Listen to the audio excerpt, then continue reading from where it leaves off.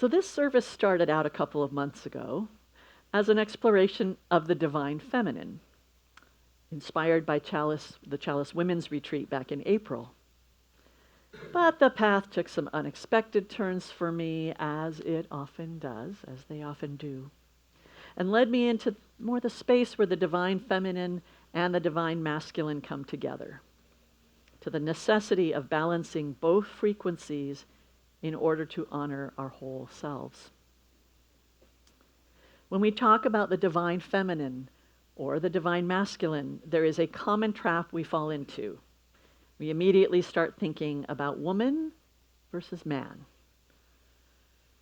femaleness versus maleness, and we treat it like a scale, as if by leaning into one we have to pull weight away from the other, or like a pie that is limited, forcing us to allocate portions to one side or the other. But I want to challenge that today. As Kelly Castillo described for us at the women's retreat, it's more, think in terms of abundance. She envisioned an ice cream sundae instead of the pie. Adding toppings doesn't diminish what lies beneath. It expands what is in the bowl. It expands the joyous deliciousness. The divine feminine and masculine are not gender roles. They are not standards against to measure ourselves or to judge anyone else. They are frequencies, energies. All across the world, from West African to South American spiritual systems, from Taoism to pre-Christian Europe, almost every ancient culture viewed the universe as a dynamic interplay between masculine and feminine cosmic principles. While the mainstream branches of the Abrahamic traditions, Judaism, Christianity, Islam, do not necessarily view these complementary forces as shaping our world, the mystical branches of each, like the Kabbalah, Gnosticism, and Sufism, they do. They explicitly recognize a balance of masculine and feminine divine attributes. The divine versions of these archetypes are very different from the societal perceptions or labels of the feminine and masculine, male and female. We all know what those versions look like. In modern Western philosophy and esoteric thought, Carl Jung's archetypes, specifically, the divine feminine is a universal spiritual energy focused on inward discovery. It represents intuition, nurturing, creativity, and being. It represents receptive power, compassion, and emotional depth. The divine masculine is often associated with the outward focus, like action and logic and protection and structure, the doing in the world. During various chapters in my life, I have leaned heavily into one or the other, often falling out of balance in the process. And I definitely viewed it all in terms of gender. I grew up in a Protestant faith tradition that made absolutely no room for the divine feminine. The Catholics at least had Mary, but my family's conservative branch of Lutheran viewed that as idolatry, something absolutely forbidden. The absence of a female presence in their teachings was really one of the key sticking points for me that kept me from ever embracing or even accepting their religious faith. It simply didn't speak to me. Where was I supposed to be? What would be my place in that space? How could I ever be myself without feeling less than? Now, I have always felt like and identified as a girl or a woman. That said, I hated wearing dresses and patent leather shoes. I preferred climbing trees and riding my bike over playing with dolls. My first pets were snakes. And in my early teens, in the late 70s, I was one of the very few girls playing this new game called Dungeons and Dragons. I suppose the label tomboy fit pretty well at the time. And like the little girl in the song today, my neighbor shamed me for riding my bike without a shirt on. I was in kindergarten. The role of being female got more complicated as I grew into a woman. Through observation and interpretation, I learned that to be successful, I needed to be confident, logical, structured, and disciplined, to show no fear or vulnerability, to be strong and assertive and independent. Many of the qualities I associated with men. Sadly, most of the women in my family, at least for the past 3 generations, had been survivors of severe abuse, either physical and or emotional. And while now I see their tremendous strength and resilience, even heroism, I admit that I grew up seeing women as weaker, as victims, and I didn't want any part of that. I became fiercely independent, and I cultivated the more masculine traits, in my opinion, even though I couldn't snuff out my vulnerability or my softness, my intuition, or the nurturing and caretaking parts of me. In college, I became passionate about children's television programming. Television, I believed, especially at least at that time, was the most powerful tool for change. If you could first entertain an audience, you could educate, you could enlighten, you could introduce new ideas and understandings, and you could transform. So in my senior year, I landed an internship at CBS and got to sit down with the man in charge of children's programming. In his smug, condescending manner, as if he were doing me a favor, he told me explicitly to find another dream. That there was no path for me in television. I didn't have the right connections. Implicitly, I didn't have the right gender either. He said I was not going to start out as a secretary and work my way up to be head of programming. That's not how it worked. I'm very happy to say I did exactly what he said I couldn't do.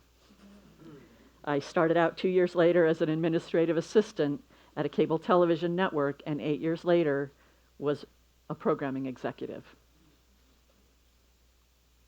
It was exciting work. Sometimes it even felt meaningful, but it was always very stressful. I tried to be everything I thought success required and often hid the other parts as best I could. But by the time I left the entertainment business, I was empty and worn out. I felt like it was killing me, literally, and I started searching. I didn't really know who I was or what I wanted at that point. And like the narrator in the song I sang today, I felt like I had lost something integral. I had sacrificed too much for that success. So at that time, a little over 20 years ago, I had discovered this community. And at one of the gatherings here at Chalice, I was introduced to the idea of goddess, to many of the archetypes and manifestations of the goddess. And for the first time, I really began accepting and embracing the more feminine side of my being. I saw it as power. I wanted to be grounded, nurturing, intuitive, and creative. I felt the power of the feminine, generative, and life-giving. I would say internally, the pendulum had swung from one extreme to the other. I didn't prune the logical, active, structured side of my being, but I didn't value it as much either. My next chapters, both as a stay-at-home mom and then working in the health and wellness sector, were heavily skewed toward caretaking and nurturing, toward creativity and intuition, toward a more feminine frequency. Let me dive a little deeper here into the archetypes of the feminine and the masculine. As I touched on at the beginning of at the beginning here today. In Western thought, the masculine is externally focused, the active force, the doing. And the feminine is internally focused, the receptive force, the being. As I researched and read up on it, though, I kept getting mixed messages, conflicting paradigms. I finally came to learn that was because the Eastern traditions see it almost in the opposite. The masculine is pure consciousness, stillness, and being. And the feminine is the active force, the doing. In Hinduism, Shakti is the divine feminine, the primordial cosmic energy that animates the universe, while Shiva is the divine masculine, pure consciousness. It can be kind of hard to follow. But ultimately, which perspective resonates with us is not really that important. The message from both the Eastern and the Western thought is that the divine is a perfect balance of both. Women, woman, man, non-binary, all of us, both and, not either or. Similar to the concept of yin and yang, the divine feminine and masculine are two halves of a whole. Among the deities of the Hindu tradition, Parvati is the manifestation of Shakti in the world. The divine feminine, the dynamic energy, movement, and material world. Shiva is the embodiment of the divine masculine, the silent, steady space for that energy to exist. Think perhaps of a river rushing along its course. The water itself is the dynamic movement, the power and the life force. The riverbanks provide the structure and direction that allow the river to exist in the first place. Without the riverbanks to channel the force of the water, there would simply be flooding, chaos, maybe a swamp. Without the water, the river would be an empty ditch. It cannot be a river without both parts. I want to share a sacred story from Hinduism about the union of Shiva and Parvati, the ultimate template for cosmic equilibrium, in Vedic thought at least. Their relationship demonstrates that true balance is about how two contrasting forces complement, soften, and activate one another. According to legend, a sage named Brigu was fiercely devoted only to Shiva and refused to worship Parvati, viewing her as lesser. When the sage tried to walk only around Shiva in a ritual circle, Parvati stepped closer to Shiva to prevent it. When Brigu still tried to slip between them, Shiva said nothing, but simply merged entirely with Parvati, creating the Ardhanarishtvara, or the ultimate synthesis, a deity that is literally half man and half woman.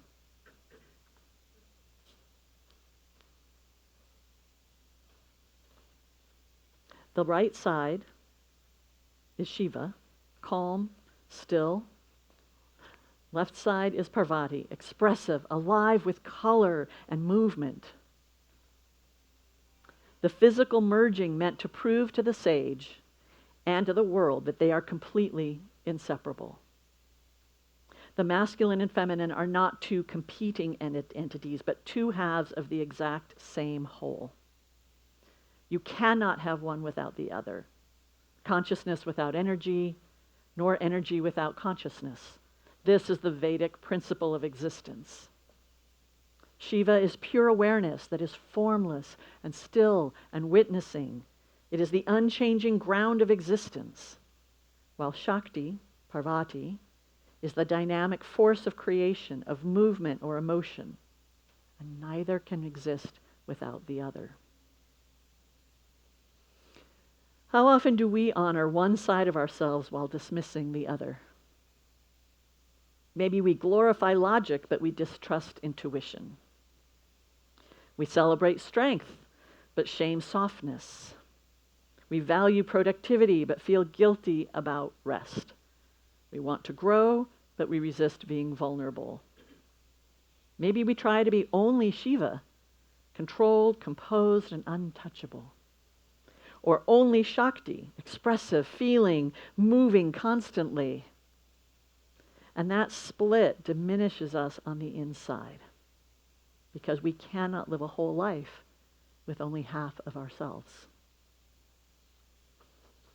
The lesson of the Ardhanarishvara of Shiva and Parvati is that we are not meant to honor only our stillness while ignoring our fire, or vice versa.